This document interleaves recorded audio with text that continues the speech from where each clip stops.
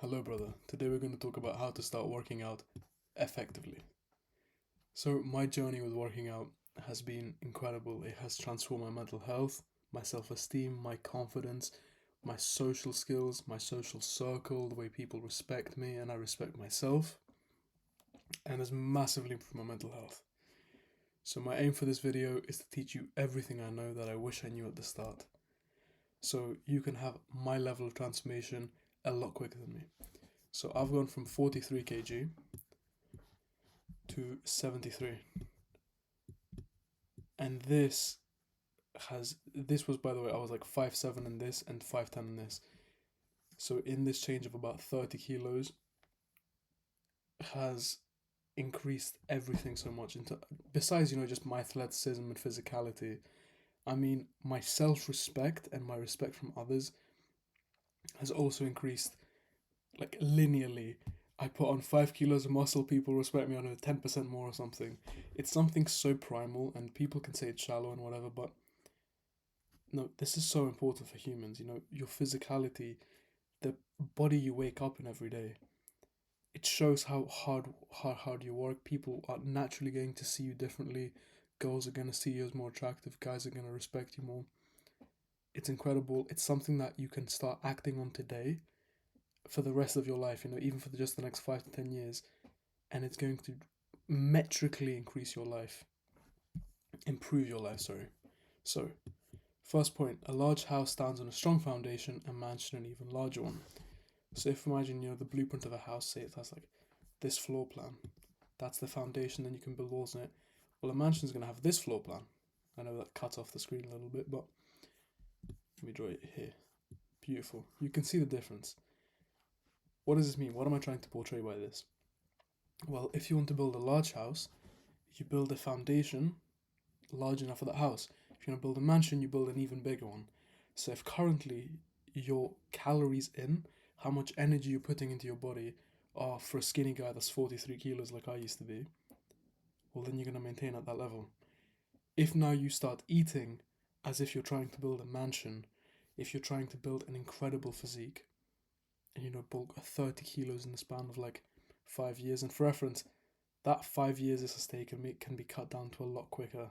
Like, I would say at least 2 years that training has basically gone up in flames, is completely useless in terms of progress. So this means, and this is the most important tenet, that's why I put it at the start, because I want you to cement this into your mind. The reason why my progress was so slow for the first 2 years and I barely put on any weight was because I wasn't eating like it. You have to eat like you're trying to grow. This is so important because your body doesn't want to build muscle. Muscle is very expensive for your body to build. So what you have to do is give it more fuel so then your body is able to repair the damage that you caused it. Even if you stop, if you don't work out, if you don't want to train, do any of that, this is going to improve you as physically, because you're going to get larger, you're going to get more muscular during puberty as you're a young guy for this. You're going to build muscle naturally. But working out additionally, the later parts of this are going to make it that you put on, instead of like 50% fat, 50% muscle from extra calories, it's going to be like 95% muscle, 5% fat. So all the weight you put on is basically going to be just muscle, which is exactly what we want. Now, if you already are overweight, I would still recommend this. I would still recommend eating well, eating to the point that if you see a guy that is overweight and has a stomach and is like 20-30% body fat, and a guy that's shredded and very muscular, you could realistically actually see them eating about the same amount of calories. Now, this seems crazy to us, but the guy that has so much muscle to maintain still needs to eat a lot. Eating, as you build muscle, like maintenance calories are going to increase. Your maintenance calories are how much calories, how much fuel you need to put into your body every day that you stay at the same weight. If you're on a calorie surplus, that's extra calories that your body will put into muscle and fat. If you're on a calorie deficit, that's calories your body needs to replenish from your fat stores and muscle stores and whatnot. So, bulk up. How do you practically do this? Try eat more every day. Try add a little extra meal. Say, when you eat your food, when you eat your dinner, try finish all of it and then have, a little bit more. Have 2 more slices of bread every day. have a little bit of a bigger bowl of cereal, have a little bit bigger meal, like for your main meal.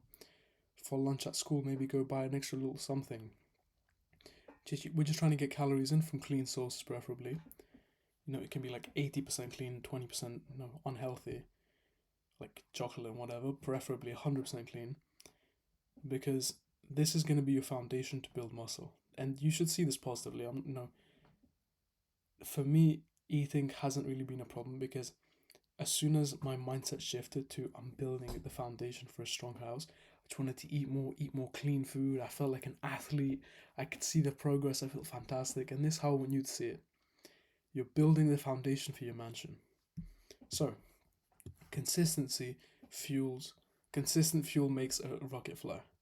So if you see a rocket flying off into outer space, it doesn't have a burst of massive thing and then completely cuts out, goes a little bit, starts falling. You see it drifting back into it. Oh yeah, let's put more fuel.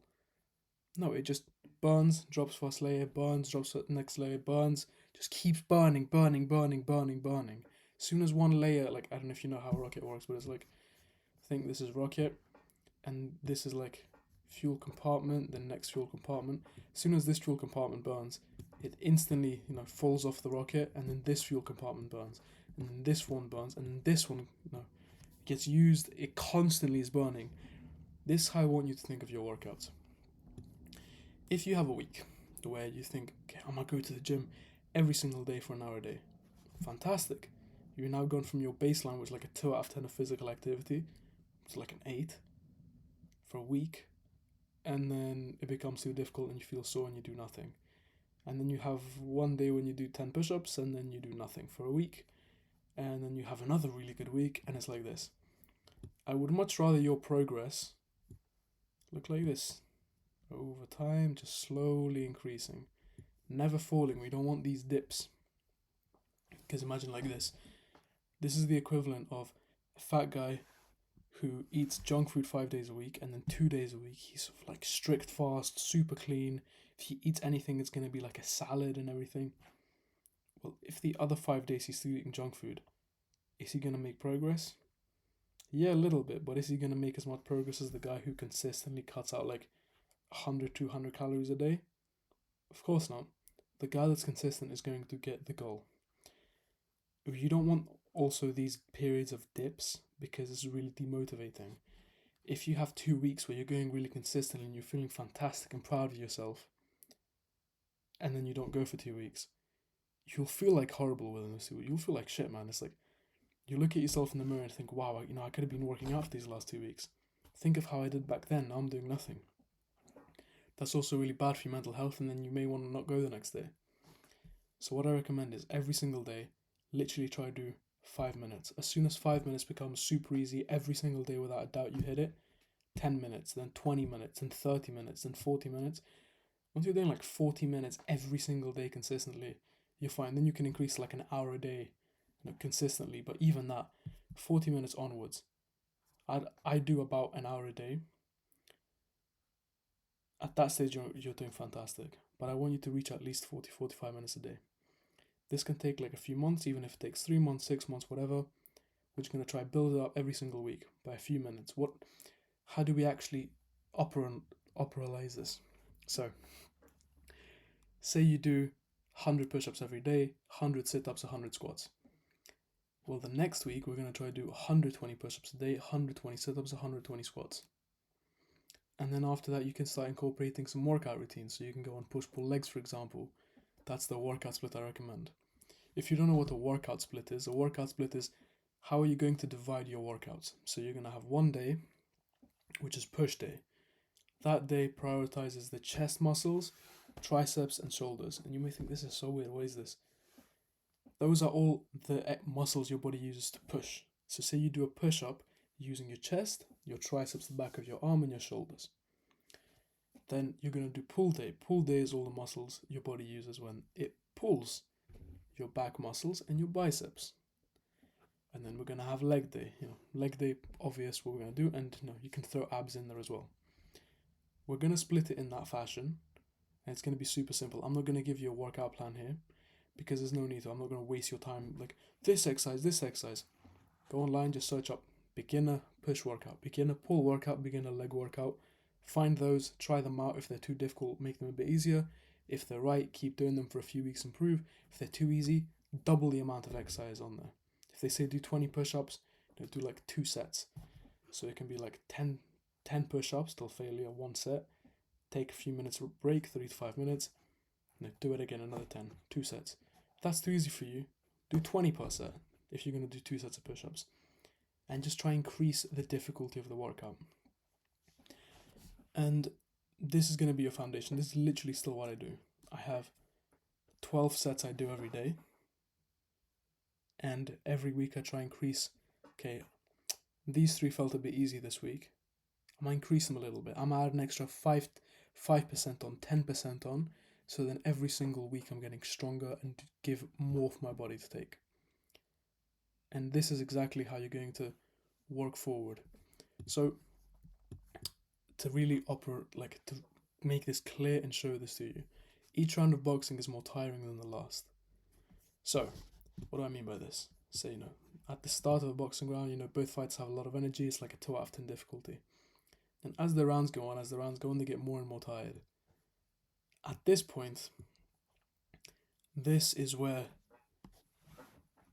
most people are going to quit and where champions are made, right? The one guy that's still, he's fully tired, both guys can barely keep their hands up, and he's still there swinging and swinging and swinging. He's the one that gets the knockout. So 2 things here. 1, this is an example to show you that every single week we're trying to increase the difficulty. As the rounds go on, as the time goes on, we're increasing how difficult it is. If this week we could do 5 push-ups in a row, next week we're going to try 6. In 6 months from now, we'll be able to do 25 in a row. When I started, I could do 3 push-ups in a row, like clean, good push-ups. Now I can do 70 in a row, like clean push-ups. That's because it's taken me years and years and years of practice, and it yields the rewards. It's not even the strength I want, it's like the muscle. Well, think how big and muscular my chest was when I could do 3 push-ups, and think how it is when I can do 70. There's that difference there. Now, another thing I'd like you to think here is that champions are made here. This is the most difficult part. This is where, people start dropping out. So if you think of an exercise, at the start it's quite easy. Say this is going to be push-ups, right? The first push-up's quite easy. Second one gets harder. Third one like this. Fourth one here. Fifth one starts feeling super difficult. Sixth one is like, your arms are like jelly. You're trying to push, you're shaking and everything, and then you finish it and you literally melt on the floor for like 2 minutes. I'm using 6 push-ups because it's I know for many beginners, I've trained 2 beginners last month. I know this is how many clean push-ups they could do. If you stop here, are you going to be champion? No. If you stop here, are you going to be champion? You could be a contender, but you're not going to be champion. We want exercises to be till failure or almost till failure. We want them to be really, really difficult. Because the part of the exercise that creates champions that you get the reward from is the last 10-20%. It's this part of the exercise where it's so difficult. This 8 out of 10 to 10 out of 10 difficulty. That's the part of the exercise where your muscle is literally getting damaged and torn and is yielding the rewards. So that's what I want you to try reach every exercise. Now, it doesn't matter if you could do 6 push-ups or 60 push-ups. It matters that you reach or almost reach the point of failure when you can't do more reps. If your max is 6 and someone could hold a gun to your head and say do another one, that you wouldn't be able to do another one. Or you may be able to do 1 or 2 more, but no more. That's how difficult we're trying to make it be. And the reason I'm saying this, because I don't want you to be doing 3 sets of this, however many push-ups. I would rather you do 1 set or 2 sets per exercise and do 5 or 6 exercises. Like me, 12 sets isn't a lot, but I try reach failure on at least 8 to 10 of them. Because 1, this both saves time compared to you needing to do 3 sets before you reach failure or whatever. So, you get the gains, you make the muscle. But also, it yields a lot better rewards. Doesn't matter if you do, say you can do 6 push-ups as your max. Doesn't matter if you do 1 push-up, take a break, do another one, take a break, do another one, take a break. 6 times compared to do it once till failure. The once till failure is like your muscles being damaged then, and that damage is what your body then needs to repair, and its repair is like it fills in the gaps between the muscle tissue with more protein and muscle. Boom, your muscle grows and it's stronger. That's muscle gain. Next, a sketch makes a sculpture what it is. So if you see a beautiful sculpture, you don't think, oh yeah, the guy just showed up, just like hitting randomly, and it happened. No, the sculptor had drawn a sketch first, and it thought, okay, I'm going to take this just piece of paper and I'm going to create a sculpture out of it. Now, this can mean two things. Both the fact that at the start you're going to be a piece of paper. At the start, I was so skinny, bro. I was like 14, 15, barely above 40 kilograms at 5'7". I looked scrawny. I looked like anorexically skinny. And I was getting quite bullied for that and everything. But I had that idea in my mind that I can reach that I can become really muscular. So it's both the dream of realizing I can reach this physique, where a few years ago this would be my dream physique. Like now my dream physique is me in like 5-10 years, right? But you first need to have a goal of like a clear physique. Like search up online like realistic physique after 5 years, or athlete's physique, David Goggins physique. Don't search up some like roided bodybuilder. Look at like David Goggins, look at Hamza, look at some people you know that have been working out for a long time, and you think, damn, I could have a physique like him. Yeah, it will be really difficult, but I wish I had a physique like him, and I'm gonna work towards that. Secondly, it takes time, man. No, it takes time. It takes time to take a piece of paper and create a sculpture out of it. So the thing I want you to be always remembering is that it's consistency above talent. So I'm sure there's some guys in your school or your workplace or wherever, your boxing club, that look muscular, they're taller than you, they're stronger, and you think, damn man, like I could never like physically match this guy.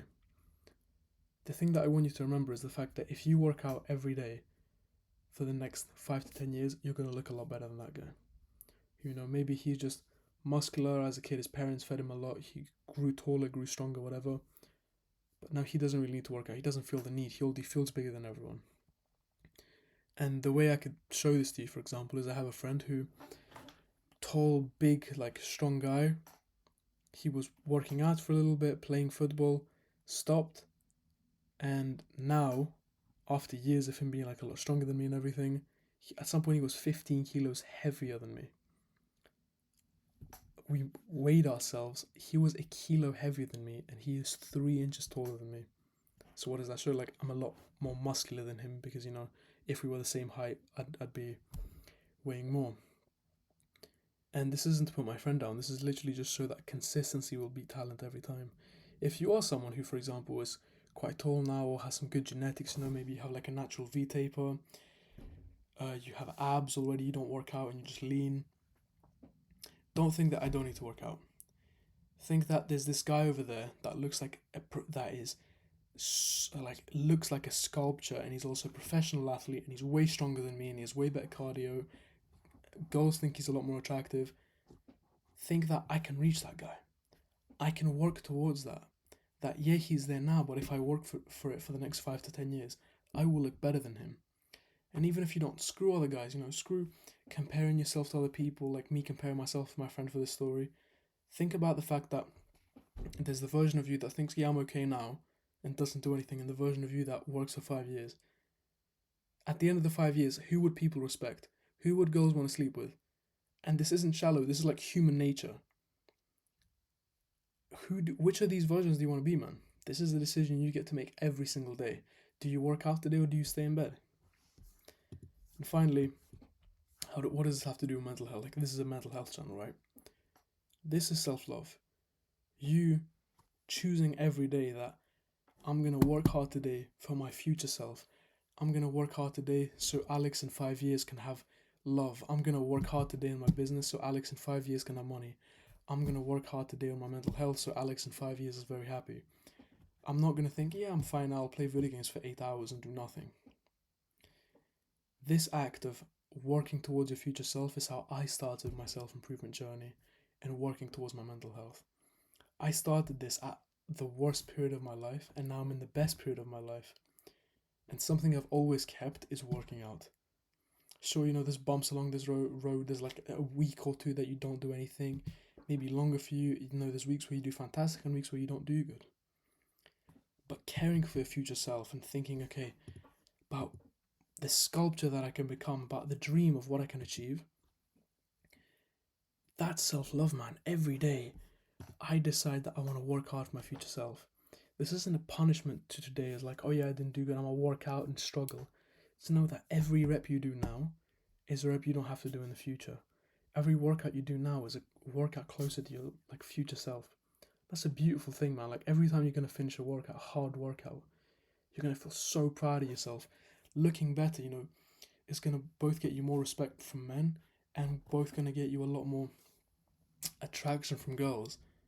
And this seems shallow for some people, but it doesn't seem shallow to me. Like wanting love and intimacy in your life, wanting respect and friendships from guys that command respect. If you're a scrawny 43 kg guy like I was, and you don't do anything for the next 5 years, and then you're just skinny fat, who are you going to be friends with? The guys that are also skinny fat and don't want to work out because it's too difficult and painful. If you become fit and strong and attractive, you're both going to receive the type of girl that wants a guy like that, and you're going to be friends with guys that also respect themselves and also going to try hold you to a high standard. All the two guys that I'm closest with now have been working out for the last 5 years. We all started out as scrawny little skinny fat kids, and now we're at a much better place. And now we're thinking, okay, what are we going to be in 5 years? It's such a beautiful journey, man, and I really want to pass this on to you. It's such an incredible journey for your mental health, and it's definitely been the foundation of mine. So I really hope this helps you, man. Get off YouTube, go do some productive, go do some push-ups. Catch you another one, man. Much love.